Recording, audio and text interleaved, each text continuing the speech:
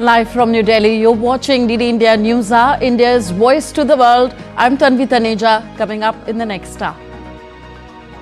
India's Prime Minister Narendra Modi to embark on his power-packed France and US visit, focus on inclusive AI use and strategic partnership. Prime Minister Modi to host 8th edition of Pariksha Pe Charcha, the student outreach program to bring renowned personalities to guide students on essential aspects of life and learning. Asia's biggest air show, Aero India, to begin in southern state of Bengaluru, will showcase the strength of a new India.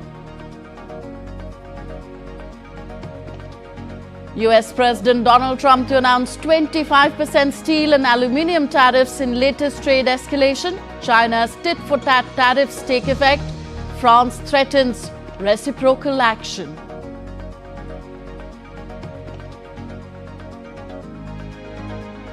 Donald Trump wants the US to own Gaza, considers regional role in rebuilding. Israeli Prime Minister Benjamin Netanyahu praises the proposal. Arab nations decry the move.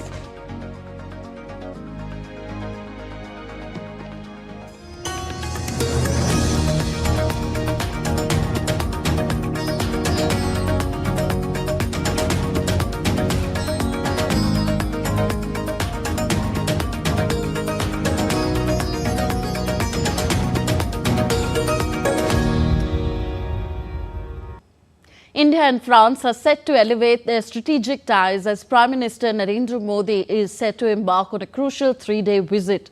The key agreements in defence, AI and nuclear energy are on the agenda. DD India's Tapas Bhattacharya reports. India and France are set to take their strategic partnership to new heights as Prime Minister Narendra Modi embarks on a crucial 3-day visit to France. Key announcements are expected in defence, nuclear energy and aerospace, reinforcing the strong bilateral ties between the two nations. Prime Minister Shri Narendra Modi will be visiting France from 10th to 12th February 2025. This visit is on the occasion of the organization of the Artificial Intelligence Summit, the AI Action Summit that France is organizing. And Prime Minister will co-chair this AI Action Summit alongside President Macron of France. The visit will also include a substantial bilateral component. A major highlight of the visit, the much-anticipated deal for 26 Rafale M fighter jets for the Indian Navy, further bolstering India's maritime defense capabilities. In addition, discussions are at an advanced stage for 3 more Scorpene-class submarines, enhancing India's underwater warfare strength. On February 11th, the AI Action Summit will take center stage, where both nations will unveil a roadmap on artificial intelligence. This initiative aims to drive governance, inclusivity, and global standards for AI technology. AI, as you know, is one of the revolutions sweeping our times with enormous implications for our society, for our politics, for our economy. And there, India brings to the fore the voice of the global South, given the concerns we have about making sure that there is an equitable access to AI technology. There is no digital divide, so to speak, that it should be safe, it should be trustworthy, it should be open and inclusive, with adequate care for the impact it's going to have on the future of work, on the future of labor, how it's going to be governed. So those are the common concerns which we have. And it also lays the foundation for how we can collaborate with France. The visit also focuses on economic cooperation with a CEO roundtable. Discussions will also focus on further increasing the cooperation between the two nations in diverse sectors, including aviation, manufacturing, defense, technology, energy, among others. Prime Minister Modi will then travel south to Marseille, marking the opening of India's new consulate. On February 12th, Prime Minister Modi will pay tribute to Indian soldiers who fought in World War I honoring their sacrifices in France's war cemeteries. India and France continue to collaborate on cutting edge nuclear technology, paving the way for future energy innovations. From defense to digital innovation, this visit of Prime Minister Narendra Modi marks a new chapter in Indo-French relations, reinforcing a partnership built on trust, technology and a shared vision for the future. With camera person Rakesh, this is Tapush Bhattacharya for TD India from Paris. The future of AI stands at crossroads. World leaders gather in Paris for the AI Action Summit, shifting focus from risk to action. With global governance, ethics and innovation on the agenda, will this summit be able to unite AI efforts? DD India's Tapas Bhattacharya finds out in Paris.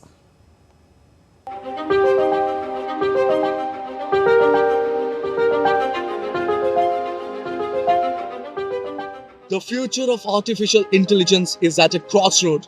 On February 10th, 2025, world leaders, tech giants and experts will gather in Paris for the AI Action Summit, a pivotal moment for AI's global trajectory. Now, what to expect in this particular summit? Unlike the previous summits in Bletchley Park and Seoul, where safety took center stage, France is shifting the focus from risk to action. The agenda? 5 key pillars. First, public interest AI, expanding AI benefits beyond tech giants. 2, future of work, how AI, that is artificial intelligence, reshapes jobs and industries. 3, innovation and culture, boosting AI creativity and inclusivity. 4, trust in AI, ensuring safety, ethics and transparency. 5, global AI governance, striking a balance between regulation and innovation. But this isn't just about policies. France is playing a strategic game. Hosting this summit positions France as a key AI player, balancing US partnership, open cooperation with other countries like China and India, and strengthening European AI independence. And with Mistral AI, the France rising AI champion, valued at over $6 billion, Paris wants to show the world it's not just following the AI race, it's shaping it. Yet the challenges loom. The EU AI Act just enforced just before this summit could tighten AI regulations, potentially restricting innovation. Meanwhile, the new US administration stance on AI and China's growing influence could also reshape AI geopolitics.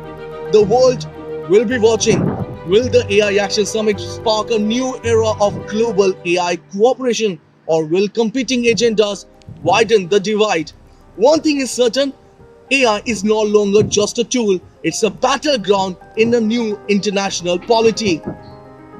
With camera person Rakesh, this is Tapush Bhattacharya for TD India from Paris. After wrapping up his France visit, Prime Minister Narendra Modi will pay an official working visit to the United States of America on 12th and 13th of February at the invitation of President Donald Trump. This will be the first visit of Prime Minister Narendra Modi to the United States since the inauguration of second presidential term of Donald Trump. The visit will be a valuable opportunity to engage the new administration on all areas of mutual interest.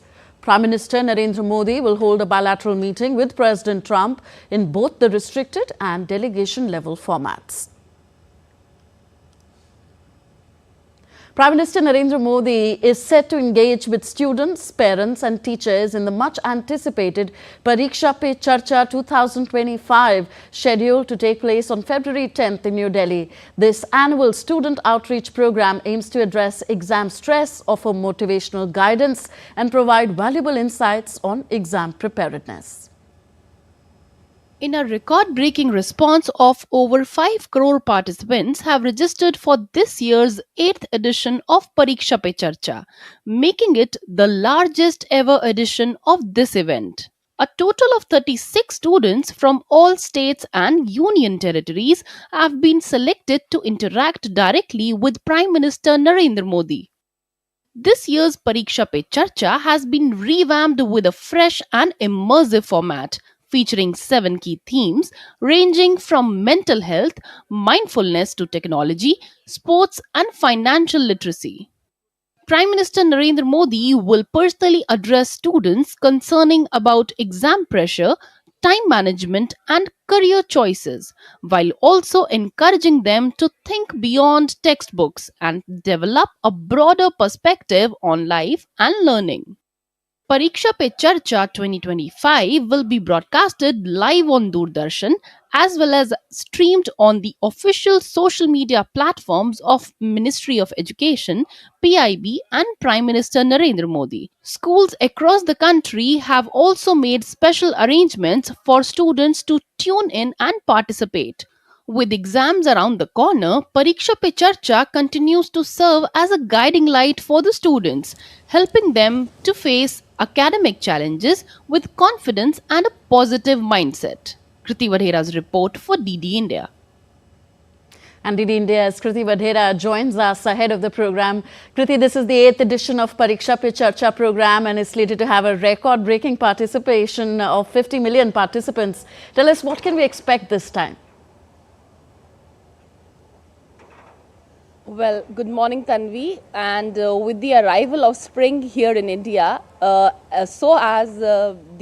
exam time has arrived, and Pariksha Pe Charcha is the much awaited program of the year, for which not just the students, their teachers and parents also wait for.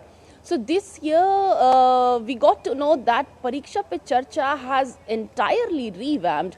Earlier, it used to be in a closed campus auditorium when thousands of students used to interact with the Prime Minister Narendra Modi, and not just in the physical mode, but students nationwide used to join online to ask their curiosity and questions about exam phobia and how to handle stress during the exam time.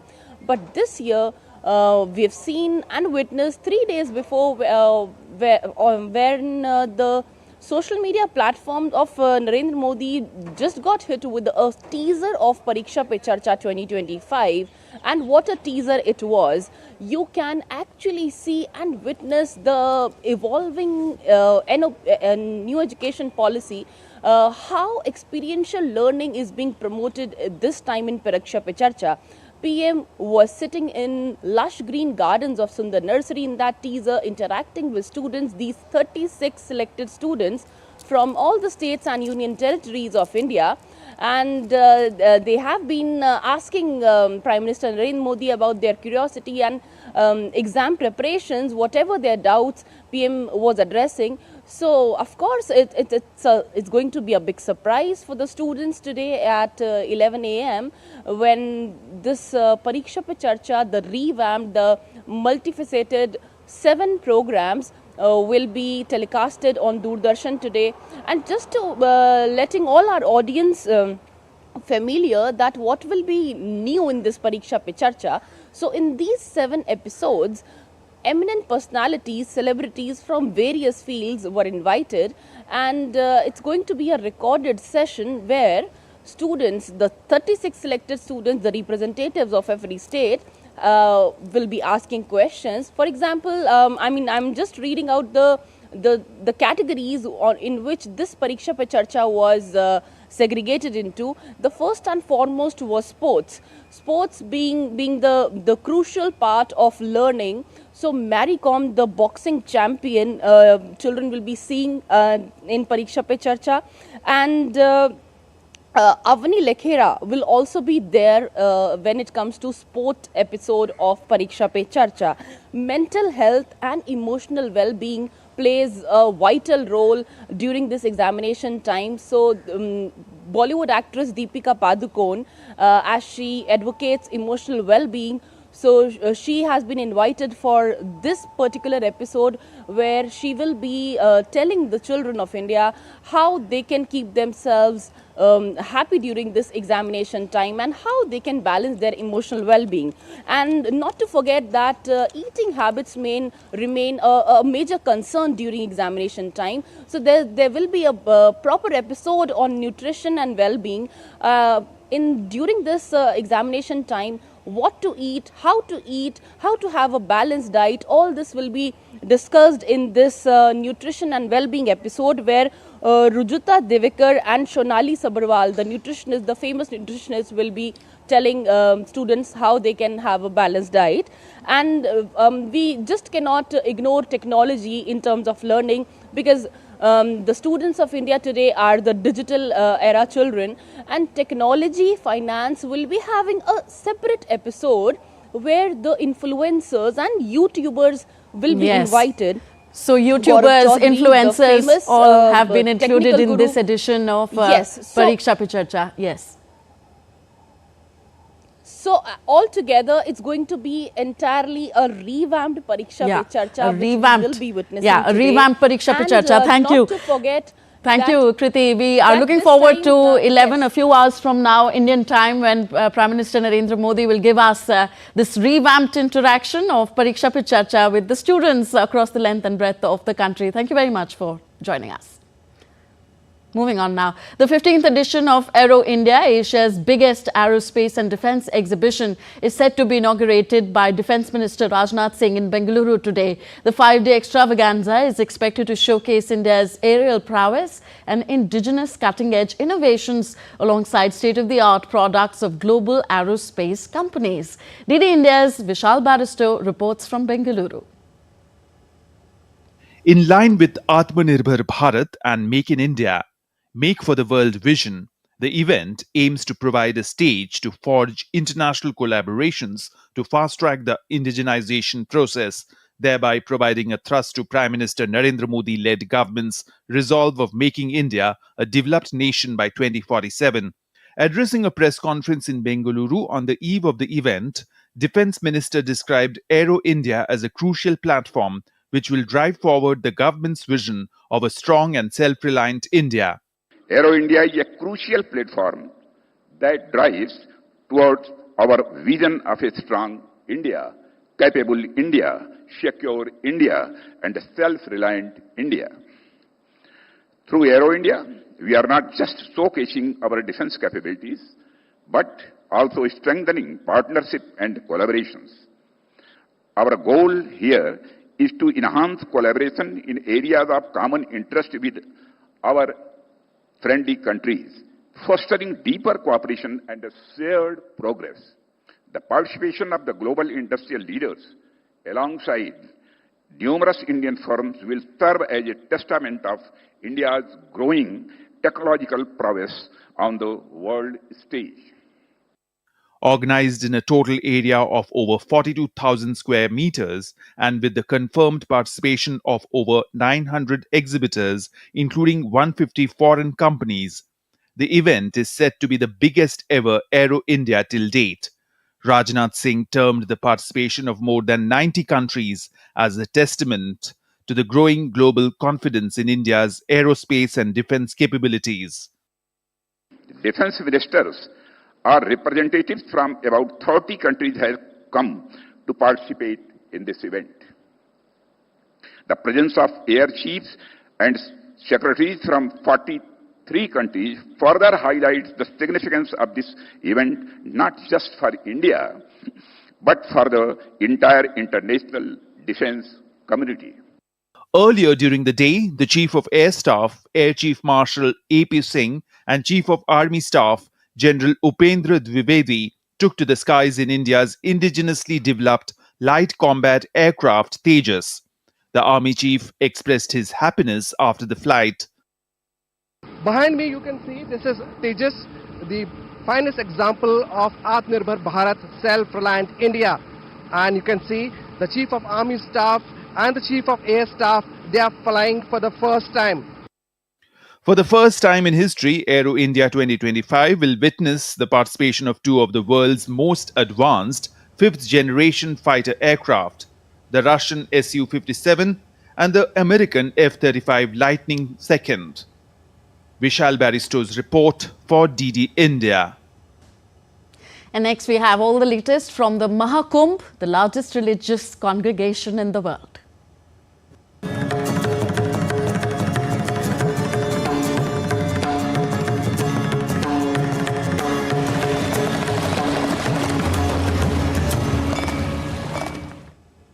The Maha Kumbh 2025 in Prayagraj has drawn an overwhelming number of devotees to the sacred Triveni Sangam, the confluence of Ganga, Yamuna and Saraswati rivers. With unwavering faith and devotion, more than 43 crore pilgrims have already taken the holy dip, seeking spiritual purification and blessings. With 16 days left for the grand event to conclude, officials anticipate that the total number of pilgrims could surpass an astounding 50 crore rupees. 50 crore. Even after the completion of the three main Amrit Snans, Makar Sankranti, Mauni Amavasya and Basant Panchami, the enthusiasm of pilgrims remains undiminished. People from across India and the world continue to arrive daily, making the Maha Kumbh a global spiritual phenomena. The Maha Kumbh 2025 is not just a religious gathering, but a reflection of the rich spiritual heritage and enduring faith of millions. As the sacred waters of the Triveni Sangam witness history, the event continues to inspire devotion, unity and cultural pride. India's President Draupadi Murmu is set to participate in the ongoing Maha Kumbh by visiting Prayagraj on Monday and also taking a holy dip at the Triveni Sangam. During her visit, the President will experience the Maha Kumbh's grandeur and spiritual significance. She will offer prayers at the revered Akshay Vat and Bade Hanuman Temple. Uttar Pradesh Chief Minister Yogi Adityanath will also be present on the occasion. President Murmu will also visit the Digital Maha Kumbh Experience Centre, an initiative that signifies integration of religious events with modern technology. The centre provides detailed information about Maha Kumbh Mela through advanced digital tools, allowing devotees from India and abroad to experience the grandeur of the event more closely. Her visit will be a historic and inspiring moment, not just for Prayagraj, but for devotees across the country. It will enhance the religious, cultural and spiritual significance of the Maha Kumbh. We are heading for a short break here in DD India News Hour. A lot more news lined up on the other side. Stay tuned.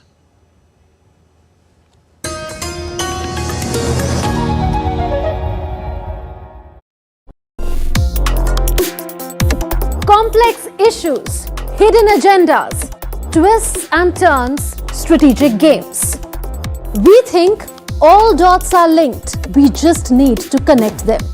Join me every week as I connect the dots to unravel hidden designs in statecraft, mysteries and decode issues that matter to you. Watch Connecting the Dots with me at these times on DD India.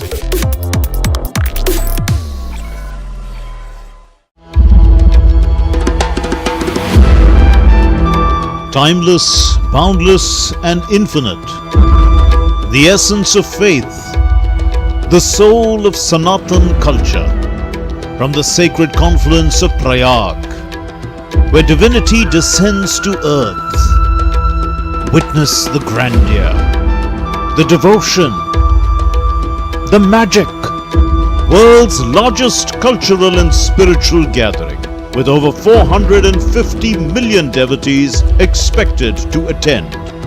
Maha Kumbh, India's greatest festival of faith. Exclusively on DD India.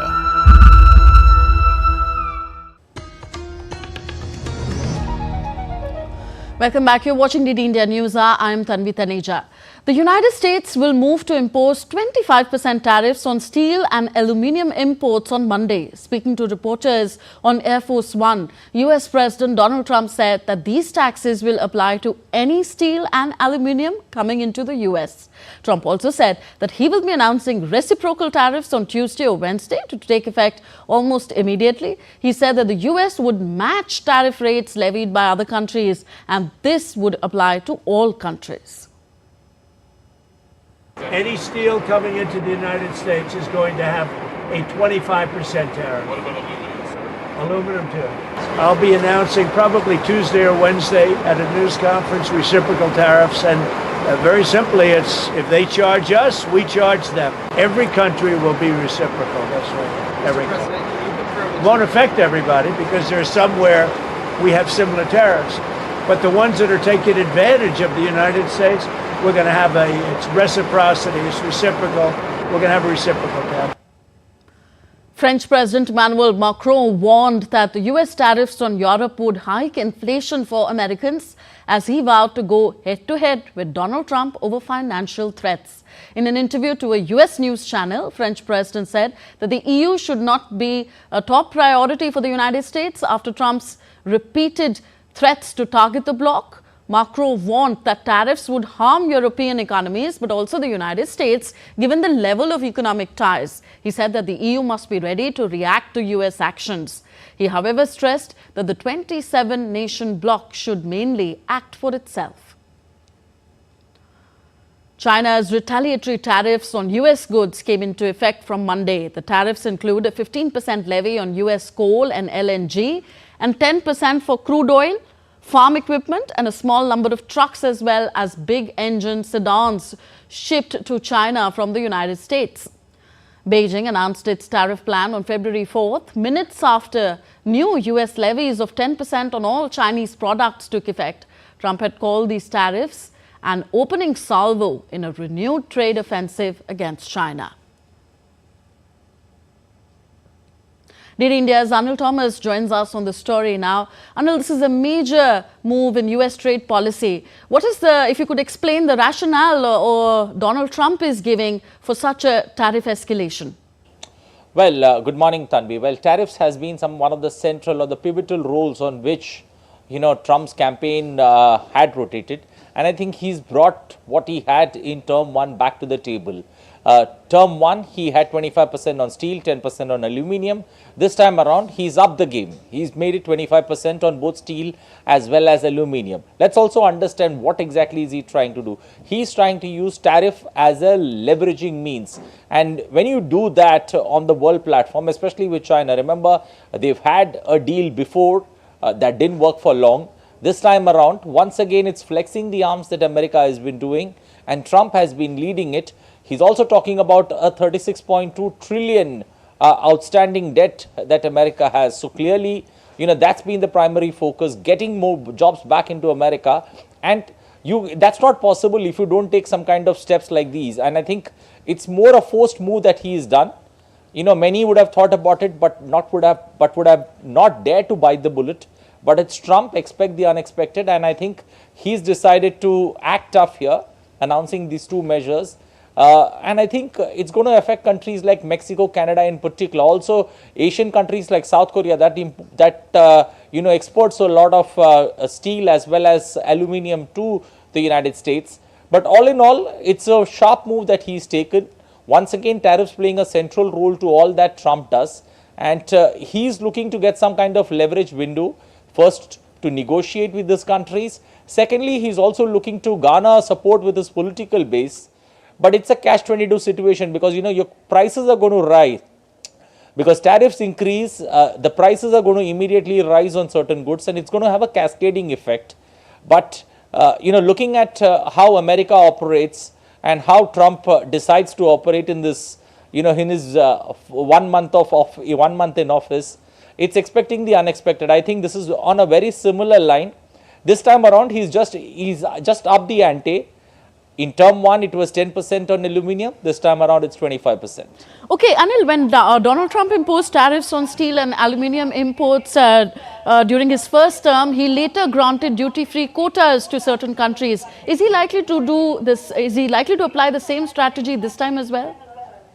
Well, let's first try and understand how this particular tariffs that have been imposed, how will it work both at home, that means for the Americans as well as for the global order. First, let's look at Americans. How would it, see, there is going to be, heavy job losses because for the simple reason, this is not going to generate jobs in any way because the steel, the aluminium that American companies are looking for are of superior quality that are not manufactured in the United States of America. So it's not overnight that you're going to have, steel manufacturing or aluminium manufacturing that's going to develop in America. So, it's going to have a cascading effect for the simple reason.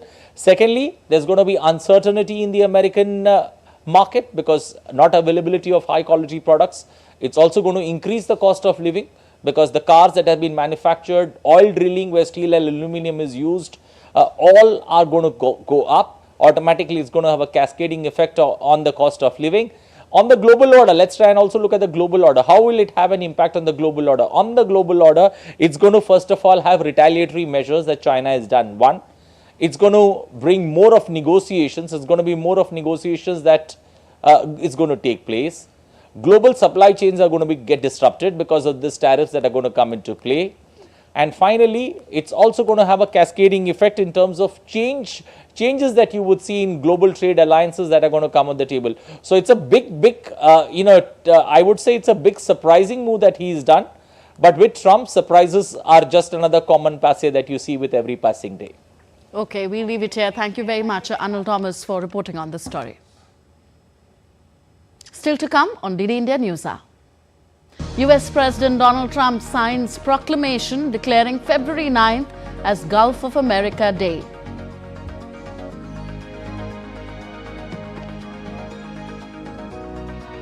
Sweden's plans to tighten its gun laws after its worst mass shooting last week. Rescue efforts continue after deadly landslide in China's Sichuan province.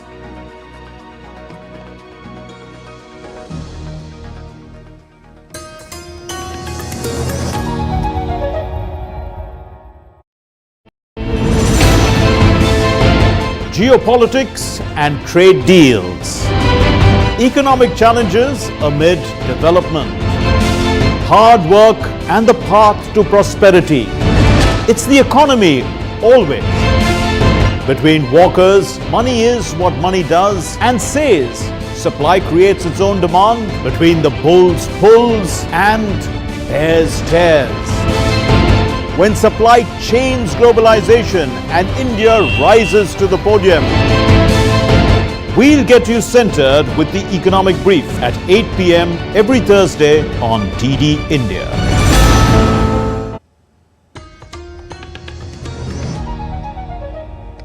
Welcome back. You're watching DD India News Hour. I am Tanvi Taneja. US President Donald Trump has signed an executive order that recognizes 9th February as Gulf of America Day. Trump signed the proclamation while flying over the newly named Gulf of America. The changes will apply to official federal documents and maps. Trump ordered the name changes as part of a flurry of executive actions hours after taking office, making good on a campaign promise. Google Maps last month said that it will change the name of Gulf of Mexico to Gulf of America once it is officially updated in the US geographic names systems. The change will be visible in the US, but it will remain Gulf of Mexico in Mexico. Outside of the two countries, users will see both names. And next updates from West Asia. Israeli Prime Minister Benjamin Netanyahu on Sunday praised a proposal from US President Donald Trump for control of Gaza and the displacement of its population as revolutionary. Addressing his cabinet meeting on Sunday from his return from Washington, Netanyahu said that the two allies agreed on aims set out by Israel at the start of its 15-month conflict against Hamas, including ensuring Gaza no longer poses a threat to Israel. Netanyahu, however, did not mention any of the details in the plan Trump laid out, which has been resoundingly rejected by Arab nations, including Egypt, Jordan, Qatar and Saudi Arabia.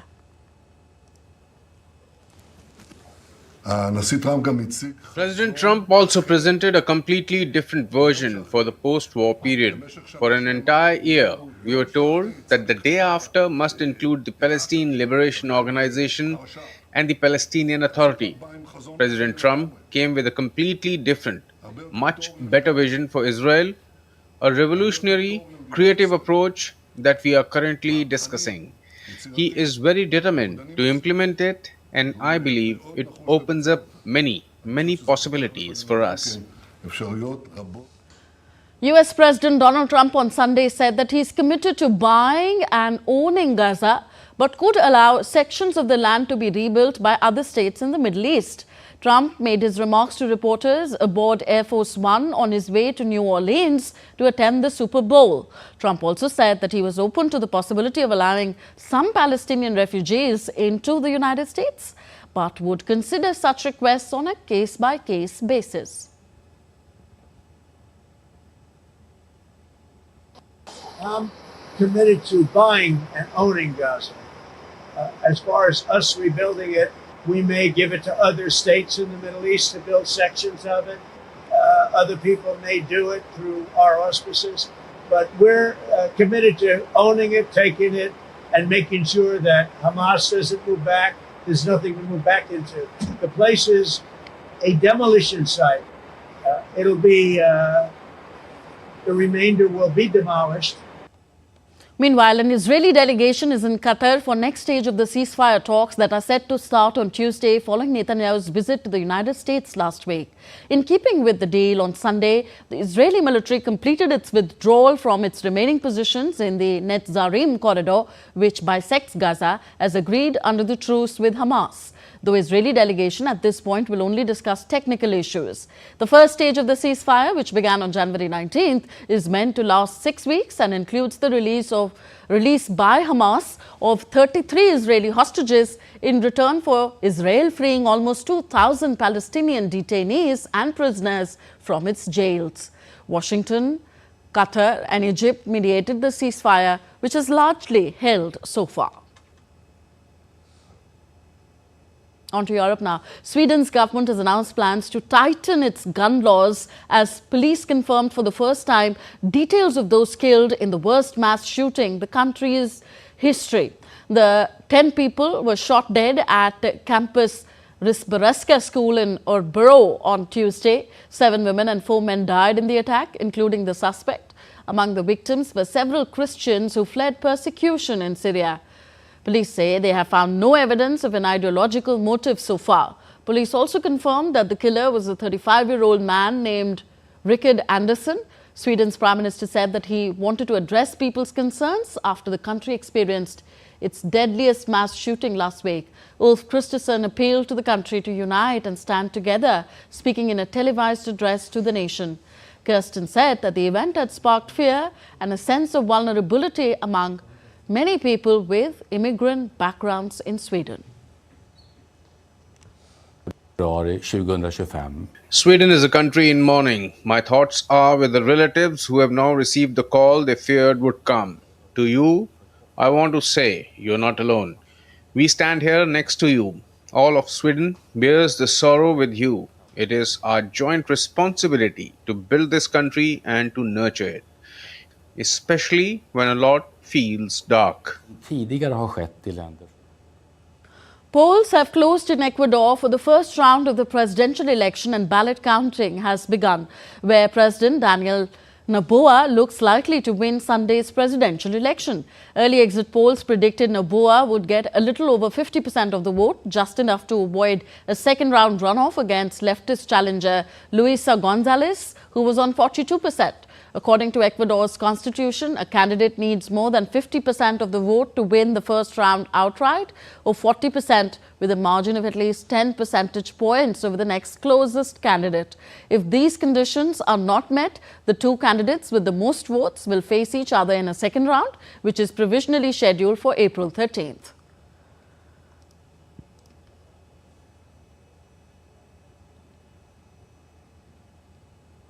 Supporters of Kosovo's Prime Minister Albin Kurti flooded the streets after preliminary election results signalled his party's lead.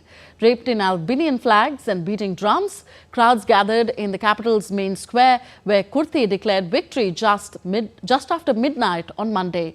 But the road ahead is uncertain. While his party is set to win the most seats, it lacks a majority, forcing Kurti to seek coalition partners, though he gave no hints about potential allies. The results mark a decline from the 2021 landslide, but still position him to lead Kosovo, a nation where politics are deeply intertwined with relations with Serbia. Meanwhile, the Election Commission faced delays, blaming software failure, promising final results by early Monday. Federal elections will be held in Germany on 23rd of February to elect the 630 members of the 21st Bundestag. Originally scheduled for 28th of September 2025, the elections were brought forward due to the collapse of the governing coalition during the 2024 German government crisis. It is the fourth snap election in the history after those in 1972, 1983 and 2005. In their first TV debate ahead of the February 23rd polls, German Chancellor Olaf Scholz criticized Friedrich Merz for accepting votes from the far-right Alternative for Germany. Scholz said that this was a break of his word and a violation of long-standing political taboo. As the main candidates for the chancellorship embody starkly contrasting visions for Germany's future, making this election a pivotal moment for the German electorate. President Emmanuel Macron said on Sunday that France will announce investments amounting to $112.5 billion in artificial intelligence over the coming years during the Paris AI Action Summit starting today. The financing includes plans by Canadian investment firm Brookfield to invest 20 billion euros in AI projects in France and financing from the United Arab Emirates, which could hit 50 billion euros in the years ahead. The Elysee Palace said that the UAE investment would include financing for a 1 gigawatt data center. Last month, US President Donald Trump announced that OpenAI, SoftBank Group and Oracle would invest $500 billion in AI infrastructure over the next 4 years to help the United States stay ahead of China and other rivals in global AI race. Macron said that there is a huge regulatory challenge for artificial intelligence, but it must be done on a global scale. Macron and Canadian Prime Minister Justin Trudeau reinforced a global partnership in AI, which they forged in 2019, joining the conclusion of a meeting at the French Foreign Ministry that included leaders from Slovakia, Serbia and the OECD grouping. Ukraine's President Volodymyr Zelensky has set clear terms for Donald Trump's proposed Ukraine peace plan. Speaking to Britain's ITV, Zelensky insisted that ending the conflict is not enough. Trump must ensure that Russia can never strike again. Zelensky warned against a frozen conflict, saying history cannot repeat failed peace talks. Security guarantees from the US and Europe are crucial before any negotiations with Russia. Meanwhile, he ruled out elections, citing martial law's role in protecting Ukraine's military readiness. As Trump hints at a meeting with Zelensky next week, reports swirl of a secret Trump-Putin call, but Kremlin spokesman Dmitry Peskov said that he could neither confirm nor deny the report. The India-Japan Skill Connect has undoubtedly created a valuable platform for talent exchange. It's a significant step towards strengthening the bond between the two nations and fostering a future of shared prosperity. The Indian Embassy in Tokyo recently hosted the India-Japan Skill Connect, an event designed to link talented Indian students with leading Japanese companies. The event saw enthusiastic participation from Indian students eager to explore career prospects in Japan's dynamic economy. Over 10 Japanese companies spanning diverse sectors were present, offering a unique platform for students to connect with potential employers. Indian professionals have always been valued for their talent by the Japanese companies, and now the Indian Embassy in Tokyo is playing a very crucial role in helping build the bridges between the Indian students and the Japanese companies. With over more than 170 students who participated in this event today, in person and online, with over 10 companies, made the energy feel palpable. The event kicked off with a welcome address by the Indian Students Association, followed by Shri R. Madhusudan, Deputy Chief of Mission at the Indian Embassy. Mr. Tomohiro Takashima, Executive Vice President of JETRO, also delivered a special address highlighting the growing interest of Japanese companies in recruiting Indian talent. We know that Indian people have a reputation of being dedicated workers who have gone on to build and head great companies around the world. I am happy to know that the Japanese government, both in Tokyo and in the prefectures, and Japanese companies are keen to engage with us and keen to tap into this vast pool of skilled human resources that India offers. And here I would also like to share with all of you that the governments of India and Japan are currently engaged in a discussion on ways and means to to expand the exchange of personnel, especially the number of skilled Indian professionals in Japan over the next 5 years. The core of the event was a series of concise and engaging presentations by the participating Japanese companies.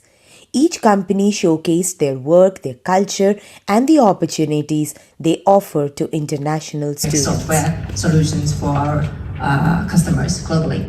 But what we are focusing on now, one thing is digital cabin. This is something that we are working on for automotive industry. The highlight of the evening was undoubtedly the networking sessions. Students had the chance to interact directly with company representatives, ask questions, and explore potential career paths. I'm still looking for internships and jobs in my field, and I'm currently studying computer science and quantum computing, and it's kind of hard for me to look for companies specifically for quantum computing. And to my surprise, I found one here, which is really cool. So I really like this event, and thank you so much for organizing it. Companies which are here in Japan and what they are looking for, like basically for Indian students or Indian workers, like what their skills they require and their expansion towards India, like that, mainly those things.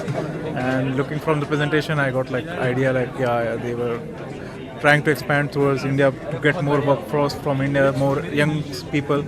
The India-Japan Skill Connect has undoubtedly created a valuable platform for talent exchange. It's a significant step towards strengthening the bond between the two nations and fostering a future of shared prosperity. Some global weather updates now. All-out rescue efforts are underway following a landslide that struck southwest China's Sichuan province on Saturday, leaving one person dead, 28 missing and others injured. Rescue teams will continue to operate cautiously. A total of 95 households with 360 residents have been evacuated to safe places after the landslide. Rescue teams continue to search for survivors amid challenging conditions. The landslide was triggered by recent heavy rainfall and unstable geological conditions. According to authorities, about $6.8 million have been allocated for this destruction. Heavy rainfall impacted the western Philippines on Sunday, prompting rescue operations for people stranded in their homes. The island of Palawan was severely affected, with personnel from the Red Cross and the Coast Guard using boats to reach those trapped by rising floodwaters. The Palawan District Coast Guard focused on rescues in Puerto Princesa, while the MBLT-9 Red Lions Marine Amphibious Ready Unit of the Philippines Marine Corps was deployed to assist. The unit carried children on their shoulders while evacuating them to safety, helped adults navigate through the deep water and supported the evacuation of belongings. Tehran, the capital of Iran, woke up to a blanket of snow, transforming the city into a winter wonderland covered in a thick layer of snow.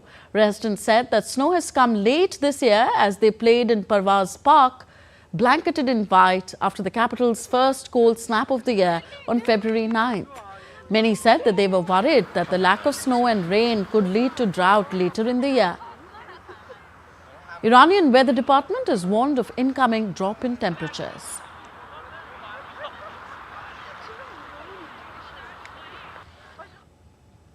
Snow covered the mountains of Cyprus, bringing a rare winter spectacle to the Mediterranean island. The higher elevations, particularly in the Troodos mountain range, have been layered in a thick layer of snow. Locals and tourists flock to the mountains to enjoy the winter weather, with some taking part in activities like skiing and snowboarding. This recent snowfall has been particularly heavy, leading to road closures and warnings from the authorities about icy conditions in higher areas.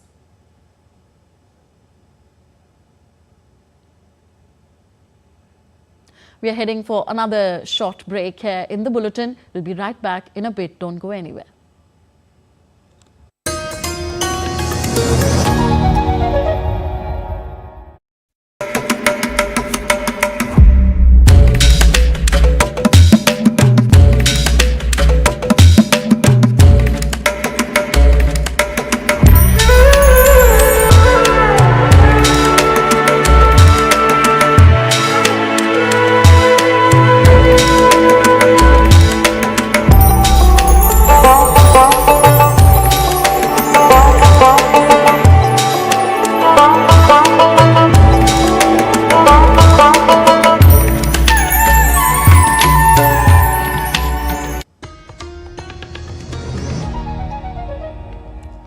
Thank you for staying with us on DD India News Hour. I'm Tanvi Taneja, and time now for some sporting action. First updates from cricket.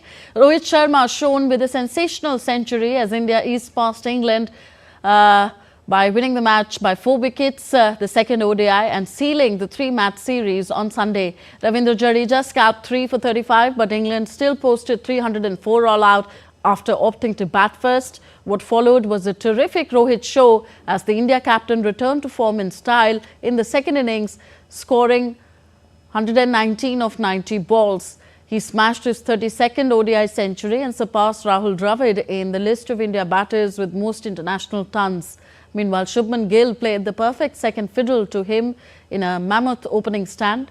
Gill himself raised his half-century in 45 balls as the opening stand between him and Rohit crossed 100 in just 81 balls.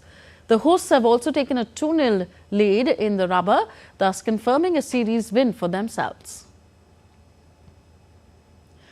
In tennis, Carlos Alcaraz claimed his first indoor title at the Rotterdam Open on Sunday, defeating Australia's Alex de Minaur 6-4, 3-6, 6-2 in a hard-fought final. The world number 3 overpowered de Minaur, showcasing his firepower from both wings. De Minaur defended admirably but lacked the finishing weapons to trouble the top seed. Alcaraz struck first, breaking in the third game with a mix of heavy ground strokes and a costly double fault from de Minaur. The Australian responded with a love break in the 7th game, levelling the set at 4-4. However, an ill-advised drop shot gifted Alcaraz another chance in which the Spaniard capitalised, closing it out as de Minaur netted a forehand return. US President Donald Trump arrived at the Superdome in New Orleans for the Super Bowl licks between two-time defending champions Kansas City Chiefs and Philadelphia Eagles. Trump becomes the first sitting president to do so in person, despite a complicated relationship with the National Football League and a controversial history mixing politics and sports. Trump first arrived and greeted families and the victims of the New Orleans attack, as well as police officers and first responders, before watching the game from a box in the center of the stadium.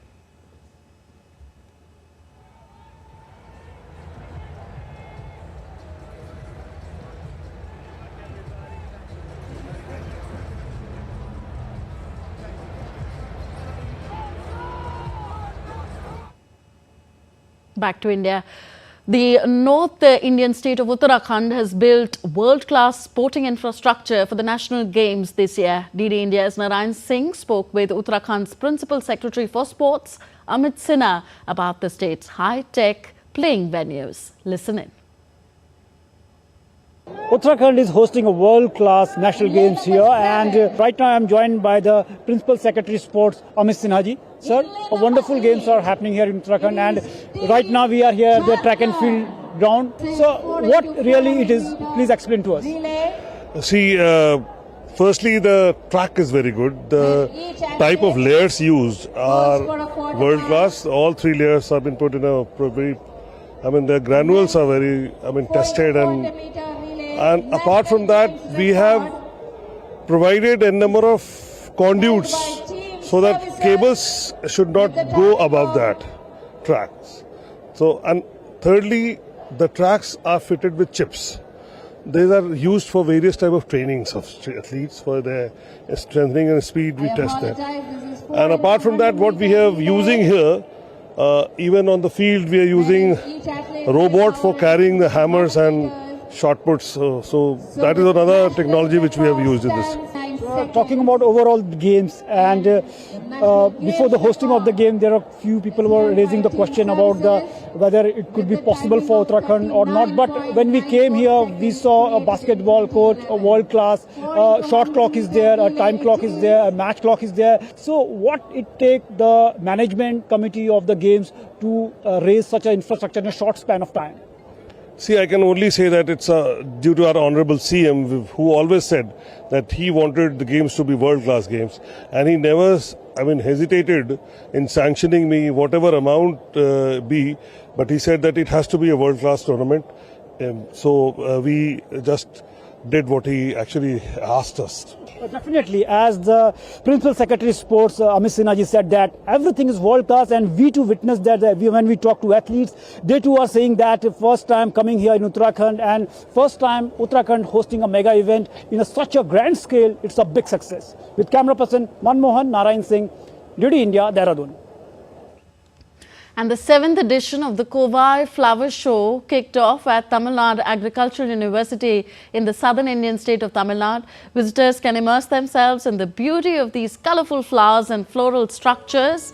Around 100,000 flowers are on display at the show, including 50 different types of flowers, 100 varieties of indoor plants, and around 50 different varieties of cacti.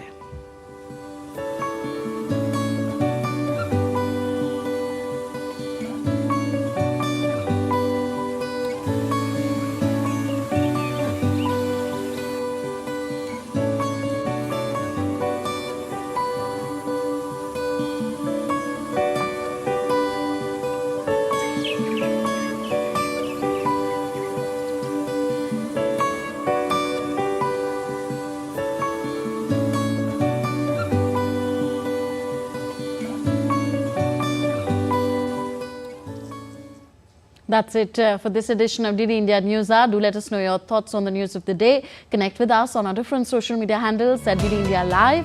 And you can also download our DD India mobile app for quick news and updates on the go. The app is available on both Android and iOS platforms. We'll be back with more news as it breaks here on DD India. I'm Tanvi Taneja. From all of us here in New Delhi, thank you for watching. Namaskar.